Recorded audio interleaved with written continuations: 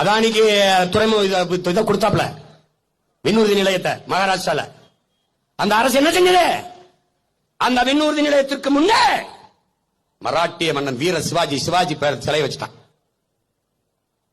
8 நாள் தான் சண்டை போட்டுக்காரு வெள்ளக்காரனை ஏத்து. அவனை வீரன் என்று நீ வரலாற்றில் பதிவு செய்து என்னை படிக்க வைக்கிற.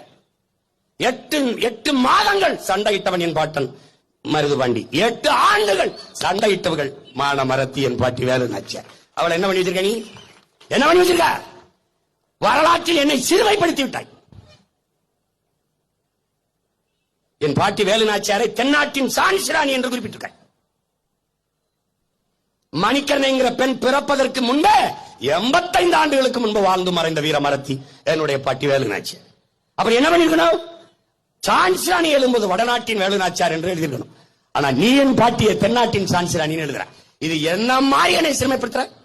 எப்படி? அந்த கிட்டூர் ராணியும் இந்த சான்சியும் இவ 85 ஆண்டு, அவன் 45 ஆண்டுக்கு முன்னாடி நம்ம பாட்டி பிறந்து இறந்துறாங்க. இந்த கிட்டூர் ராணி இவர்கள் எல்லாம் சொந்தமா குழந்தை இல்ல, ரத்த உறவு இல்ல.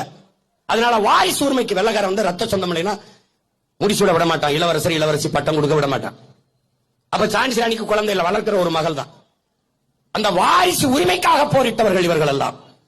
ஆனால் இந்த நிலத்திலே மண்ணின் விடுதலைக்காக போரிட்டவள் ஒரே ஒரு மகள் தான் எங்கள் பாட்டி வேலு நாச்சியார் மட்டும்தான். என் பாட்டன் வாவுசி பிற மாநிலத்தான் போற்ற மாட்டான்.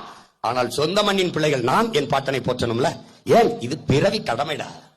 மான தமிழச்சி மாறல பால் குடித்த ஒவ்வொரு மகன் மகளையுடைய பிறவி கடமைடா.